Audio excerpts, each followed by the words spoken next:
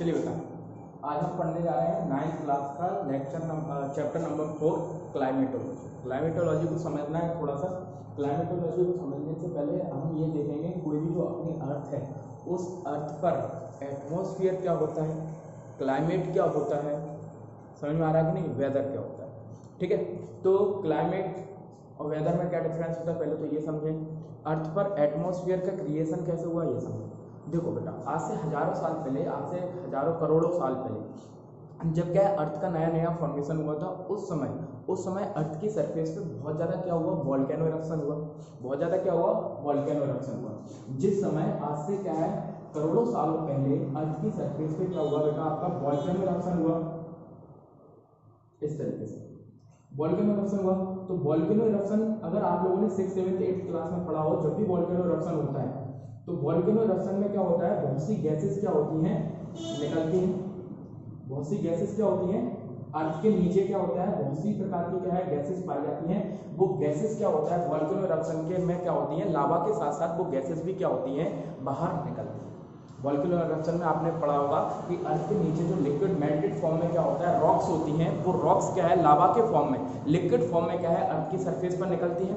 कोई आपसे पूछे लावा क्या होता है, ठीक है, मैग्मा क्या होता है। देखो बेटा, जब ये क्या होता है, आप जो अर्थ, अभी आप जिस अर्थ पे खड़े हो धरती है, इस धरती के नीचे आप खुदाई करोगे तब आपको पता पड़ेगा कि धरती के नीचे क्या है बेटा, आपका लिक्विड वाला पार्ट है, थोड़ा सा लिक्विड वाला पार्ट है। उस लिक्विड वाले पार्ट को बोला जाता है मेंटल बोला जाता है। क्या बोला जाता है बेटा, मेंटल बोला जाता है। ठीक है, ये क्या होता है बेटा, ये क्या होता है, रॉक्स का मेल्टेड फॉर्म होता है। ये क्या होता है बेटा, रॉक्स का मेल्टेड फॉर्म होता है। ठीक है, इस तरीके से थोड़ा सा हम समझेंगे। जैसे ये अर्थ है, अर्थ के ऊपरी पार्ट जिस पे आप खड़े हो, जैसे हम धरती बोलते हैं, वो होता है क्रस्ट।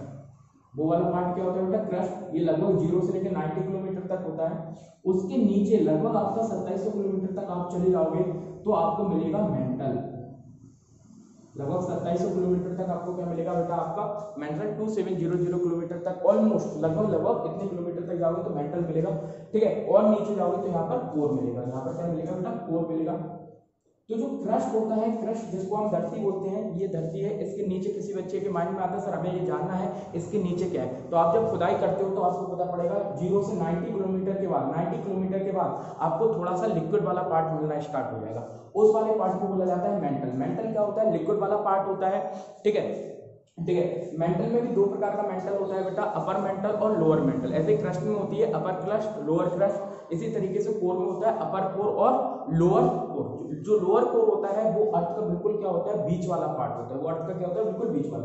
ये जो मेंटल होता है इसमें क्या होता है बेटा, इसमें लिक्विड भरा रहता है। ये लिक्विड होता क्या है, ये होता है मेल्टेड फॉर्म ऑफ रॉक्स। ये लिक्विड क्या होता है बेटा, मेल्टेड फॉर्म ऑफ रॉक्स। जब हम चट्टानों को क्या है बेटा, पिघला देते हैं, जब चट्टानों को क्या कर देते हैं, पिघला देते हैं, तो मेंटल बनता है। क्या बनता है, मेंटल बनता है। इसी को मैग्मा बोला जाता है। यही क्या बोला जाता है, मैग्मा। अब ये नीचे भरा हुआ है, नीचे भरा हुआ है, ये लगातार क्या हो रहा है, ऊपर से क्या है, प्रेशर के कारण, ठीक है, प्रेशर वगैरह पड़ रहा है, तो नीचे ही नीचे क्या होता जा रहा है, ये मेंटल कैसा होता जाता है, गर्म होता जाता है। इसमें टेम्परेचर बनता जाता है। उस गर्मी के कारण, टेम्परेचर के कारण ये जो क्रस्ट होता है, ये जो क्रस्ट होता है, ये क्रस्ट क्या होने लगता है, चटकने लगता है। और ये जो मेंटल होता है, इन क्रस्ट की इन दरारों में से अर्थ की सरफेस पे क्या हो जाता है, निकल आता है। इन अर्थ की सरफेस पे क्या हो जाता है, निकल आता है। और इसे हम क्या कह देते हैं, वोल्केनो इरप्शन कह देते हैं। क्या कहते थे, वोल्केनो इरप्शन।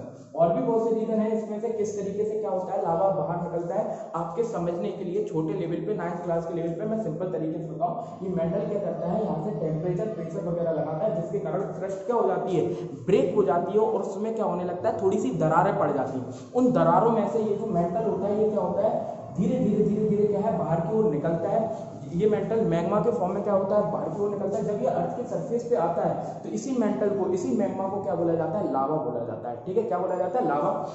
ठीक है, आगे जाके आपको पता पड़ेगा लावा भी दो प्रकार का होता है, एसिडिक नेचर का और बेसिक नेचर का। ठीक है, बेसिक क्षारीय और अम्लीय लावा होता है। ठीक है, तो हम ये देखते हैं इस तरीके से ये क्या आया बेटा, आपका लावा निकला।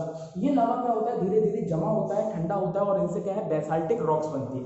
वो हम बात नहीं कर रहे हैं। ठीक है, अब क्या होता है, इसमें जब ये नीचे से मेंटल निकला तो ओनली लावा नहीं निकलता है। लावा के साथ साथ में क्या होता है, इसमें से बहुत सी गैसेस निकलती हैं, वेपर निकलती है, डस्ट निकलते हैं, डस्ट पार्टिकल क्या निकलती है बेटा आपका, यहाँ से जब भी रॉक्स में से ये लावा निकलता है तो इसके साथ क्या निकलता है, लावा तो निकलता है, साथ साथ में निकलते हैं डस्ट पार्टिकल्स, ध्यान से समझिए, डस्ट पार्टिकल्स, और साथ साथ में क्या निकलता है आपका लावा निकलता है, डस्ट पार्टिकल्स निकलता है, और क्या निकलती हैं, गैसेस निकलती हैं, डिफरेंट प्रकार की गैसेस निकलती हैं, CO2 वगैरह गैसेस निकलती हैं। ठीक है, याद रखना ऑक्सीजन गैस नहीं निकलती है, ऑक्सीजन गैस नहीं निकलती है, CO2 वगैरह गैसेस निकलती हैं, डस्ट पार्टिकल्स निकलते हैं, और वेपर वाटर वेपर निकलती है। यही वाटर वेपर डस्ट पार्टिकल के साथ मिलके क्या बनाती है, क्लाउड बनाती है। यही वाटर वेपर क्या होता है, डस्ट पार्टिकल्स के साथ मिलके क्या बनाती है, क्लाउड बनाती है। और इसी तरीके से सालों साल तक क्या होता रहा अर्थ की सरफेस पे, आज से करोड़ों साल पहले सालों साल तक क्या होता रहा, वोल्केनो इरप्शन होता रहा, जिसके कारण डस्ट पार्टिकल्स और वेपर निकलते रहे। ये डस्ट पार्टिकल और वेपर मिलके क्या बनते रहे, बादल बनते रहे, और जब बड़ी मात्रा में बादल बने तो उन्होंने क्या है, बरसात करवाई, जिसके कारण क्या है, अर्थ पर क्या है, सी बॉडी का क्या हुआ, फॉर्मेशन हुआ। आपके दिमाग में क्वेश्चन आता हो कि समुद्र कैसे आया, तो यहाँ से क्या है, ये जो डस्ट पार्टिकल और वाटर निकलते हैं, ये डस्ट पार्टिकल और वाटर आपस में क्या होते हैं, कंबाइन होते हैं, वो क्या बनाते हैं, बादल। कभी भी क्या है आपको मैं बताऊंगा बादलों के क्लाउड का फॉर्मेशन कैसे होता है, वो हम बाद में डिस्कस करेंगे।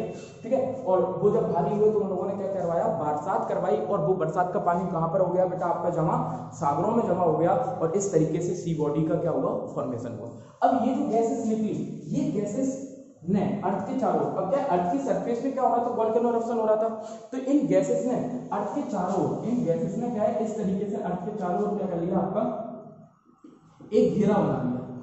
इन गैसेस ने अर्थ के चारों ओर इस तरीके से क्या बना लिया, एक घेरा बना लिया, और अर्थ पर क्या है, एटमॉस्फेयर का क्या हुआ बेटा आपका, अर्थ पर क्या हुआ, एटमॉस्फेयर क्या हुआ बेटा, क्रिएट होना स्टार्ट हुआ। अर्थ पे क्या हुआ बेटा, एटमॉस्फेयर क्रिएट होना स्टार्ट हुआ। कुछ बच्चे पूछ रहे होंगे सर ये इसके अर्थ के चारों ओर ही क्यों रहा एटमॉस्फेयर, अर्थ से दूर चला जाता, नहीं। देखो अर्थ का जो अपर पार्ट होता है ये एक प्रकार से गेंद है, गेंद के चारों ओर क्या है बेटा, हवा है। ठीक है, ये क्यों है, क्योंकि अर्थ पर क्या होता है, ग्रेविटेशन फोर्स काम करता है, वो ग्रेविटेशन फोर्स इस एटमॉस्फेयर को अपने पास क्या करता है, जोड़े रखता है। वो ग्रेविटेशन फोर्स क्या है, इस एटमॉस्फेयर को अपने पास क्या करने रखता है बेटा, जोड़े रखता है। इसलिए अर्थ जिस तरीके से क्या है, अर्थ क्या है, अपने एक्सिस पे घूमती रहती है, एटमॉस्फेयर भी अर्थ के साथ साथ क्या करता रहता है, घूमता रहता है। समझ में आ रहा है कि नहीं, और घूमता रहता है तो उसके कारण क्या होता है, बहुत सी चीजें होती हैं। ठीक है, आपका प्रेशर वेरेशर भी शिफ्ट होता है, खैर प्रेशर वगैरह और भी चीजों से शिफ्ट होता है। टेम्परेचर का बहुत बड़ा इफेक्ट पड़ता है किसके ऊपर, प्रेशर के ऊपर। तो हम देखेंगे किस तरीके से प्रेशर शिफ्ट होता है, उसके कारण क्या होता है, विंड्स किस तरीके से चलती हैं, तो विंड्स के बारे में हम आगे डिस्कस करेंगे। टेम्परेचर और प्रेशर का क्या रिलेशन होता है, किस तरीके से विंड्स चलती है, वो बाद में डिस्कस करेंगे। तो इस तरीके से अर्थ के चारों ओर क्या हुआ बेटा, एटमॉस्फेयर क्रिएट हुआ due to the eruption of lava. अगर लावा का sorry due to the volcano eruption, due to the volcano eruption. अगर वोल्केनो इरप्शन नहीं होता तो लावा नहीं निकलता, लावा नहीं निकलता तो गैसेस नहीं निकलती, गैसेस नहीं निकलती तो वो क्लाउड नहीं बनाती, और गैसेस के क्लाउड को ही क्या बोला जाता है, आपका एटमॉस्फेयर बोला जाता है। अब हमें एटमॉस्फेयर समझ में आ गया, अब हमें समझना होता है बेटा आपका एटमॉस्फेयर समझने के बाद अब हम समझेंगे आपका वेदर क्या होता है और क्लाइमेट क्या होता है। बेटा कभी भी हम अगर स्मॉल टाइम पीरियड के लिए, ध्यान से समझिए, जब भी हम कभी स्मॉल टाइम पीरियड के लिए टेम्परेचर, हीट, ह्यूमिडिटी वगैरह इनकी कंडीशंस की बात करें, कभी हम क्या है स्मॉल टाइम पीरियड के लिए किसी एक पर्टिकुलर एरिया की, ध्यान से सुनिए, किसी एक स्मॉल टाइम पीरियड के लिए या पर्टिकुलर टाइम पीरियड के लिए किसी एक पर्टिकुलर एरिया की टेम्परेचर की, रेनफॉल की, ह्यूमिडिटी की कंडीशंस की बात करें। जैसे मैंने बोला आज गर्मी बहुत है, आज एटमॉस्फेयर में टेम्परेचर बहुत है, ठीक है, हीट बहुत है, ठीक है, तो आज के लिए बात कर रहा हूँ ना, मैं ये नहीं बोल रहा हूँ कि 10 दिन से हीट बहुत है, तो आज कैसे है, आज पर्टिकुलर टाइम में क्या है, हीट ज्यादा है। तो ये क्या बोल रहा हूँ मैं, किसकी बात कर रहा हूँ, आज क्या है, आज का वेदर खराब है, या आज के वेदर में क्या है, गर्मी ज्यादा है। मान लीजिए अभी तक क्या है, कल तक आपके आराम से क्या है बादल छटे हुए थे, कोई भी आसार नहीं लग रहे थे कि रेनफॉल होगा, लेकिन रैंडमली क्या होने लगता है, रेनफॉल होने लगता है, रैंडमली क्या होने लगता है, रेनफॉल होने लगता है। तो अपन ने क्या बोला, यार आज बरसात होने लगी, तो आज का वेदर कैसा है, रेनी वेदर है, आज का वेदर कैसा है, रेनी वेदर। हो सकता है कल बरसात ना हो, तो वेदर एक स्मॉल टाइम पीरियड के लिए, एक दिन 2 दिन के लिए, जब भी हम क्या है इस तरीके से क्लाइमेटिक कंडीशंस लाइक आपका बरसात वगैरह, हीट वगैरह, ह्यूमिडिटी वगैरह की बात करते हैं, तो वो क्या कहलाता है, आपका वेदर कहलाता जब सेम यही बात आपका हीट की, रेनफॉल की बात एक लंबे टाइम पीरियड के लिए करें, जिसमें टाइम ड्यूरेशन क्या हो, लंबा हो, तो फिर वो ही वेदर किस में कन्वर्ट हो जाता है, क्लाइमेट में कन्वर्ट हो। तो क्लाइमेट एक लार्ज एरिया और एक लार्ज इंटरवल के लिए हम बात करें, जैसे मैंने बोला इंडिया में 3 महीने तक बरसात होती है, तो वो इंडिया के ऑलमोस्ट सब पार्टों में क्या होती है, बरसात होती है। तो वो 3 महीने का जो रीजन है इंडिया का, वो क्लाइमेटिक रीजन है। इंडिया में गर्मी पड़ती है, इंडिया में 3-4 महीने तक क्या पड़ती है, गर्मी पड़ती है। तो किसी भी एरिया की, किसी भी पर्टिकुलर एरिया की एक लार्ज टाइम, एक बड़े एरिया का एक लार्ज टाइम में जो आपका हीट का, टेम्परेचर का, रेन का जो कंडीशन होती हैं, किसी भी एक बड़े एरिया में एक लार्ज टाइम इंटरवल के लिए 20 साल 30 साल के लिए हीट की, टेम्परेचर की, ह्यूमिडिटी की जो कंडीशंस होती हैं, उन कंडीशंस को हम बोलते हैं क्लाइमेट। क्या बोलते हैं, क्लाइमेट बोलते हैं। समझ में आ रहा है कि नहीं? चलिए, अब हमने ये देखा, अब हम इंडिया के क्लाइमेट के बारे में बात करते हैं कि इंडिया का क्लाइमेट कैसा है। उससे पहले हम थोड़ा सा चीजों को डिस्कस करेंगे। ये मैंने एक डायग्राम आपको बना के रखा है,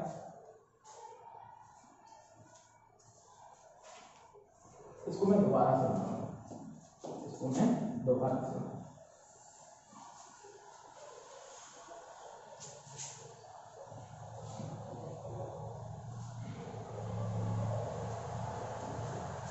ठीक,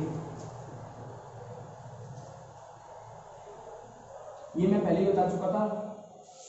ये 0 डिग्री होता है, ये ऊपर का नॉर्थ हेमिस्फीयर, नीचे का साउथ हेमिस्फीयर, यहाँ 90 डिग्री तक, ये भी 90 डिग्री, ये 90 डिग्री साउथ, ये 90 डिग्री। 0 के बाद आता है, यहाँ पर आता है 23 डिग्री एंड हाफ नॉर्थ, इसे बोला जाता है ट्रॉपिक ऑफ कैंसर।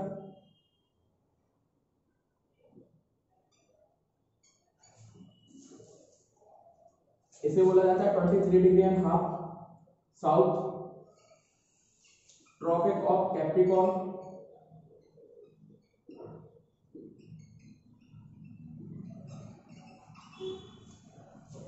ठीक है, सन जो होता है बेटा आपका, सन की रेस डायरेक्ट इसी रीजन में पड़ती है, इसलिए इस रीजन में गर्मी भी सबसे ज्यादा होती है। जो सन की रेस डायरेक्ट क्या पड़ती है बेटा, 0 से 23 degree and half north and south के बीच में रहती है। डायरेक्ट जो सबसे ज्यादा एरिया होता है जो डायरेक्ट पड़ती है, या मैं ऐसा बोलूं, सन क्या होता है, सन तो देखो बेटा स्टेशनरी है, वो घूमता नहीं है। घूम कौन रहा है बेटा, आपका अर्थ घूम रहा है, लेकिन अर्थ सन के चारों ओर घूमता है। इस कारण से जो सन की रेस का डिस्ट्रीब्यूशन होता है वो किसमें होता है, 0 से 23 डिग्री नॉर्थ एंड साउथ में ही होता है। इसी के कारण क्या होता है, कब सर्दी पड़ेगी, कब गर्मी पड़ेगी, किस एरिया में गर्मी होगी, किस एरिया में सर्दी होगी, वो भी इसी रीजन से डिसाइड होता है।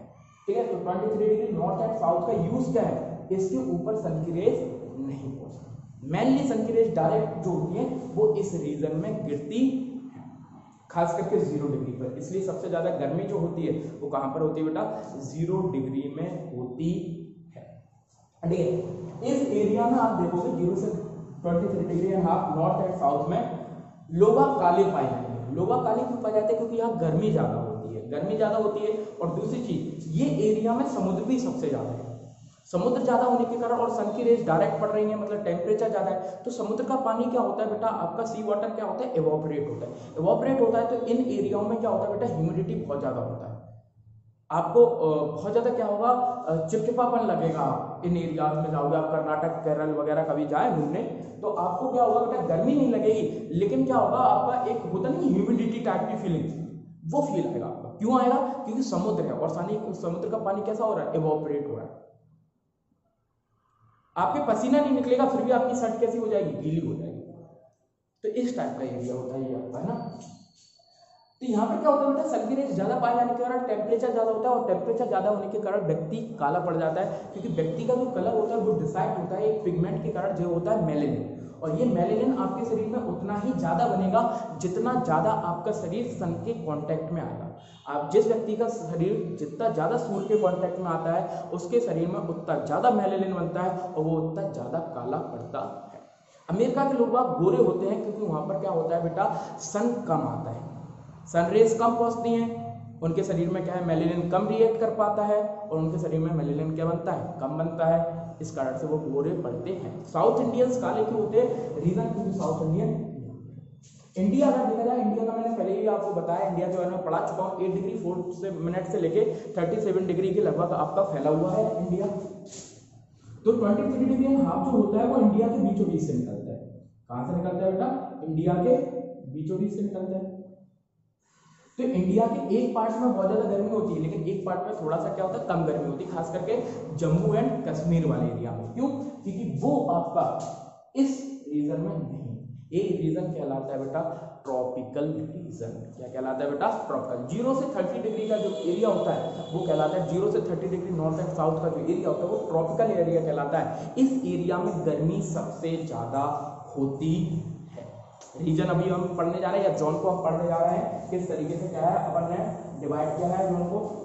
तो हमें इतनी चीजें समझ में आई, बैटरी काला क्यों होता है, ये क्यों होता है, वो क्यों होता है, ये सब समझ में आया। तो सन की मैक्सिमम रेंज क्या होती है, यहाँ पर 23 मार्च के लगभग, तो 23 मार्च के लगभग जो, सॉरी अभी मैं उस वाली चीज को बाद में बताता हूँ, पहले हम ये जोन वगैरह डिवाइड करें। तो ये हो गया, आपको समझ में आया। इसके ऊपर एक होगा बेटा 30 डिग्री, इसे हम बोलते हैं 30 डिग्री नॉर्थ, और ये होगा 30 डिग्री साउथ, और इसके बाद होगा 40 डिग्री, उसके बाद नीचे 60 डिग्री और फिर 90 डिग्री।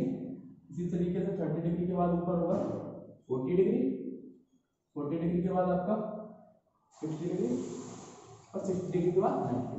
तो बेटा 0 डिग्री से 30 डिग्री का जो एरिया होता है, ये 0 to 30 डिग्री का एरिया, 0 to 30 डिग्री का एरिया, ये कहलाता है बेटा आपका ट्रॉपिकल रीजन।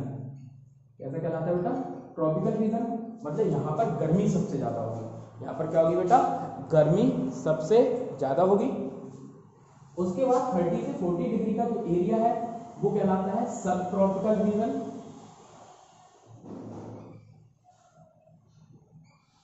जिसमें जम्मू कश्मीर का वेदर आ जाएगा। कभी आप जम्मू कश्मीर घूमने जाओगे तो आपको समझ में आएगा, यहाँ वहां पर क्या है, गर्मी बहुत ज्यादा नहीं पड़ती है। जैसे अभी आप नॉर्थ इंडिया की बात करो, आप राजस्थान की बात करो, 45-50 डिग्री सेल्सियस टेम्परेचर हो जाता है। जम्मू कश्मीर में मैक्सिमम पहुंचेगा तो 20 डिग्री 22 डिग्री, इससे ज्यादा टेम्परेचर नहीं पहुंचता, वहां गर्मी नहीं होती है नॉर्मली। तो वो सब ट्रॉपिकल एरिया हो गया। ठीक है, समझ में आ रहा है कैसा एरिया है।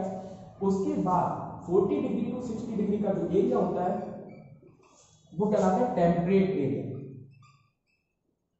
क्योंकि मैंने क्या होता है, सन की जो रेज होती है मैक्सिमम किसमें होती है, 0 to 23 degree north and south. तो इस एरिया में सन की रेज बहुत कम पहुंचती हैं। बहुत कम पहुंचने के कारण यहाँ पर क्या होता है, सर्दी ज्यादा होती है, गर्मी का रीजन कम आता है। ठीक है, तो सर्दी ज्यादा समय तक रहती है और ज्यादा सर्दी पड़ती है। टेम्परेट सर्दी ज्यादा पड़ती है तो यहाँ पर क्या होता है, सन से रिएक्ट नहीं कर पाता बॉडी में मेलेनिन, और यहाँ के लोग गोरे भी पाए जाते हैं। ये टेम्परेट रीजन होता है। और उसके बाद आता है 60 डिग्री से 90 डिग्री का एरिया, और ये कहलाता है polar area.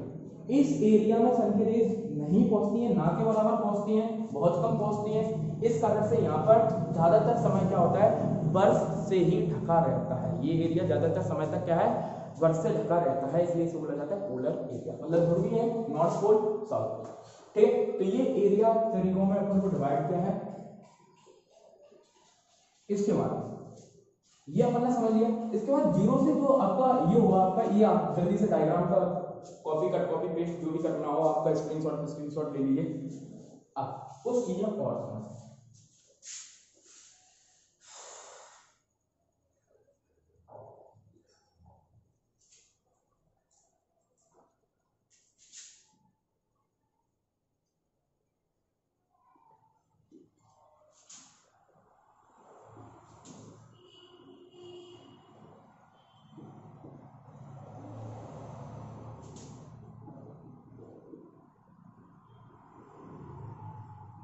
0 to 10 degree north and south, ये एरिया कहलाता है इक्वेटर एरिया। ये एरिया क्या कहलाता है, इक्वेटर एरिया। और इस एरिया में सबसे ज्यादा क्या होती है, गर्मी होती है, क्योंकि सन की रेज सबसे ज्यादा क्या होती है, इसी एरिया में पड़ती है। इस एरिया में क्या होता है, सन कैसा होता है जस्ट इसके ऊपर, जैसे ये पेन है और यहाँ से मैं सन की रेज डाल रहा हूँ तो सबसे ज्यादा कहाँ पड़ रहा है, इस एरिया पे, ठीक है। तो ये 0 से 10 डिग्री का एरिया में क्या है, सन की रेज डायरेक्ट पड़ती है। डायरेक्ट पड़ने के कारण यहाँ पर क्या होता है, दिन में क्या होता है, टेम्परेचर बहुत ज्यादा होता है, दिन में गर्मी क्या होती है, बहुत ज्यादा, और रात की गर्मी क्या होती है, बहुत कम होती है। तो दैनिक तापांतर क्या होता है बेटा आपका, सॉरी क्या हुआ, दैनिक तापांतर, तो दिन और रात में क्या होता है, बहुत ज्यादा टेम्परेचर रहता है। दिन और रात में भी क्या रहता है, टेम्परेचर में ज्यादा कोई फर्क नहीं आता है। दिन में भी काफी गर्मी रहती है और रात में भी क्या रहती है, काफी गर्मी रहती है, क्योंकि ये एरिया बहुत ज्यादा क्या होता है, गर्म एरिया, क्योंकि सन की रेज डायरेक्ट इसके ऊपर पड़ती है, ठीक है। यहाँ पर क्या होता है बेटा, ज्यादातर क्या है, सी बॉडी है, इस एरिया में ज्यादातर क्या है बेटा, समुद्र है। अगर आप लोगों को मैप में देख पा रहा हो तो देखें, 9th क्लास में आप लोग नोट्स में देखें, ये 0 डिग्री का एरिया है, ये 0 डिग्री इक्वेटर है। तो इसके ऊपर अगर थोड़ा सा ऊपर नीचे देखें तो यहाँ पर क्या है, समुद्र है, ज्यादा पार्ट में क्या है, समुद्र है, ठीक है, सी बॉडी है। तो सी बॉडी होने के कारण क्या होता है, यहाँ पर इवोपरेशन होता है। क्या होता है आपका, इवोपरेशन वाटर का ज्यादा होता है, इसलिए इस एरिया में ह्यूमिडिटी क्या होती है, बहुत ज्यादा होती है, उमस बहुत ज्यादा होती है बेटा, ठीक है। तो ये चीज भी आप याद रखेंगे, इस एरिया में क्या होती है बेटा, उमस बहुत ज्यादा होती है, 0 to 10 degree north and south के एरिया में। ये आपको क्या करना है, याद रखना है, ठीक है, ये आप याद रखेंगे। तो ये अब दूसरी चीज याद रखेंगे, मैंने क्या बोला, सन की रेज डायरेक्ट पड़ती है, समुद्र वाला एरिया है, इवोपरेशन ज्यादा होता है। तो इवोपरेशन जितना ज्यादा होगा तो वहां पर बरसात भी क्या होगी, उतनी ज्यादा। इस वाले रीजन में बरसात भी क्या होती है, बहुत ज्यादा होती है। ये इक्वेटर रीजन बोला जाता है, 0 to 10 degree north and south. Is that clear और नॉट, ठीक है। अब हम क्या समझते हैं बेटा, आपका इतना समझने के बाद हम देखते हैं, हमने देखा 0 से 30 डिग्री का एरिया, 0 से 30 डिग्री का एरिया नॉर्थ एंड साउथ। इस एरिया में क्या होता है बेटा, ईयरली अगर देखें तो इस एरिया में गर्मी, साल भर गर्मी क्या रहती है, ज्यादा रहती है, और सर्दी कम रहती है, ठीक है। गर्मी इस एरिया में क्या होती है, ज्यादा होती है। इस एरिया को बोला जाता है आपका ट्रॉपिकल रीजन, ठीक है। इंडिया इसी रीजन में आता है, इंडिया का एक बड़ा पार्ट इसी रीजन में आता है, और छोटा सा पार्ट इसमें आता है सब ट्रॉपिकल रीजन में। सब ट्रॉपिकल रीजन में अगर देखा जाए, ट्रॉपिकल रीजन से क्या होता है, थोड़ा कम गर्मी होती है, गर्मी तो होती है but as compare to tropical region थोड़ी कम गर्मी होती है।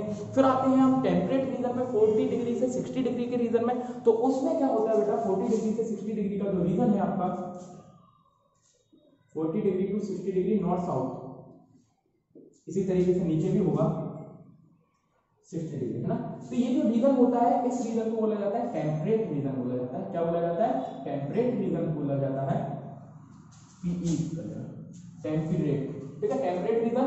तो इसमें क्या होता है, इसमें सर्दी ज्यादा समय रहती है और गर्मी क्या रहती है, कम समय रहती है। कम समय के लिए गर्मी होती है, अल्प मात्रा में गर्मी, लेकिन जो सर्दी होती है वो बहुत ज्यादा समय के लिए रहती है, ठीक है। इस कारण से यहाँ पर गोरे होते हैं लोग, मैंने बताया था मेलेनिन के कारण। What is the reason behind that, the colour decidation in a human body, ठीक है। तो reason behind that of a colour in a human body is melanin. कौन सा पिगमेंट पाया जाता है, मेलेनिन, मेलेनिन, ठीक है। वो सन से ज्यादा ग्रीन करता है और गोरा कलर करता है। इसके बाद आता है आपका पोलर रीजन, इसके बाद आता है पोलर रीजन, और यहाँ पर क्या रहता है बेटा, सर्दी बहुत ज्यादा पड़ती है और बर्फ क्या रहती है, इनमें जमी रहती है। तो ये समझ में आया है अर्थ पर किस एरिया में गर्मी होती है, किस एरिया में सर्दी होती है। आई होप अब आप लोगों को क्या हो गया होगा, क्लियर हो गया होगा। अब थोड़ा सा आगे पढ़ते हैं हम, चलिए बेटा। अभी मैंने एक आपको चीज बताई थी कि जो अर्थ पर जो एटमॉस्फेयर है उसका फॉर्मेशन हुआ है due to the volcano eruption. और मैंने बोला था वोल्केनो इरप्शन के थ्रू सारी गैसें आई, carbon gas, carbon dioxide gas आई, आर्गन गैस आई, नाइट्रोजन गैस आई, बट ऑक्सीजन गैस जो अर्थ पर है लगभग 21% के लगभग, वो आपका अर्थ पर जो आई है उसका रीजन 20 to 21 के बीच में है, 20.8 के लगभग, 20.8% के लगभग क्या है अपने अर्थ पर क्या पाई जाती है, ऑक्सीजन गैस। उसका फॉर्मेशन क्या है, अर्थ पर जो ऑक्सीजन गैस आई है वो आपका वोल्केनो इरप्शन के थ्रू नहीं आई है। तो अब आपको ये फाइंड करना है खुद से, बाद में नहीं आए तो मेरे को पूछ लेगा, मैं तो बताऊंगा ही, अर्थ पर ऑक्सीजन गैस फिर कैसे आई। और अगर आपने बोला सर इतनी ज्यादा CO2 गैस का इरप्शन हुआ था, तो Cl2 गैस तो अपने अर्थ पर लगभग बहुत कम परसेंट पाई जाती है, 0.02 या 003% पाई जाती है। अर्थ पर कार्बन डाइऑक्साइड कितनी पाई जाती है, लगभग 0.2 या 0.03% के लगभग पाई जाती है। और आप बोला है कि वोल्केनो इरप्शन हुआ तो कार्बन डाइऑक्साइड तो एक्सेस में आएगी, तो बाद बाकी कार्बन डाइऑक्साइड कहाँ गई, ये भी आपको फाइंड करना है। नहीं आएगा मैं आपको इसका आंसर बताऊंगा फिर, ठीक है। नेक्स्ट इतना आप पढ़ लीजिएगा। और डाटा वेपर वगैरह मैंने सब बता दिया था आपको क्या होता है। 9th लेवल पे पढ़ा हूँ, थोड़ा सा बड़ा, ज़्यादा डीप में मैं नहीं जाना चाहता हूँ। डीप में तो मैं काफ़ी पढ़ा सकता हूँ आपको, लेकिन 9th लेवल के लिए जो आपकी एनसीईआरटी में दिया है उसी से मैं बता रहा हूँ आपको।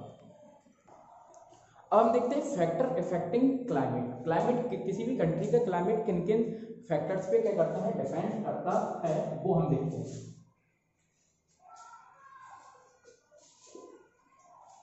जो किसी भी कंट्री का क्लाइमेट जो होता है वो कुछ कंडीशंस पे डिपेंड करता है। लैटिट्यूड पे डिपेंड करता है कि उस कंट्री का लैटिट्यूड क्या है। लैटिट्यूड मैंने बता दिया था, एल्टीट्यूड भी बता दिया था। Latitude, altitude, altitude,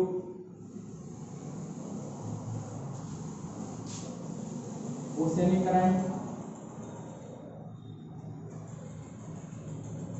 distance from the C,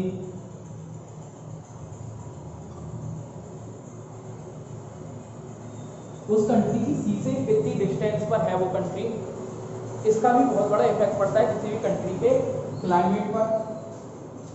pressure का, प्रेशर एंड विंड,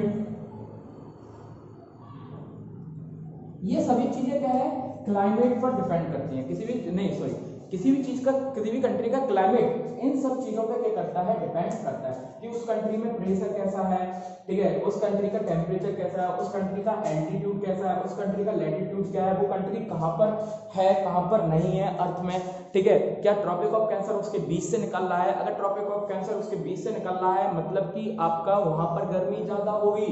जैसे मैं इंडिया की बात करूं, इंडिया का लैटिट्यूड देखिए आप, ये 23 डिग्री एंड हाफ साउथ है, सॉरी नॉर्थ, और ये 23 डिग्री एंड हाफ साउथ है। किसी भी कंट्री का जो आपका मैंने बताया था क्लाइमेट कुछ इन कंडीशंस पे डिपेंड करता है। मैं इंडिया की बात करूं तो इंडिया क्या है, यहां पर स्टेबलाइज 8 डिग्री 4 मिनट से लेकर 37 डिग्री 6 मिनट के लगभग। तो ये 23 डिग्री है, हाँ, इंडिया के बीचों बीच से निकल रहा है। कहां से निकल रहा है, बीचों बीच से निकल रहा है। तो भैया इंडिया में क्या है, ट्रॉपिकल एंड सब ट्रॉपिकल दोनों ही प्रकार का क्लाइमेट पाया जाता है। ट्रॉपिकल और सब ट्रॉपिकल दोनों ही प्रकार का क्या पाया जाता है, आपका क्लाइमेट इंडिया में पाया जाता है। अब बात करूंगा किसकी, तो इस तरीके से क्या होता है मैंने बता दिया क्लाइमेट का। अब मैं बात करूं आपका एल्टीट्यूड की बात करूं, एल्टीट्यूड की बात करूं तो आपका सिंपली देखा जाए तो इंडिया के नॉर्थ में क्या है, हिमालय है, जिसकी अप्रोक्सीमेट अगर हाइट की बात करूं तो 6000 मीटर के लगभग है एवरेज हाइट। जिस कारण से क्या है, जब आपका क्लाइमेट मतलब कि मैं बोलूंगा बरसात जब इंडिया में आती है इस तरीके से, ये मान लीजिए इंडिया है, बाकी में मानसून किस तरीके से आता है इंडिया में उसकी मैं बात करता हूं। जैसे ये हिमालय है, जैसे ये यहां से मानसून आता है तो मानसून यहां से क्या है, हिमालय से टकरा के इस वाले रीजन पे तो हिमालय के क्या कर देता है, बरसात करवा देता है।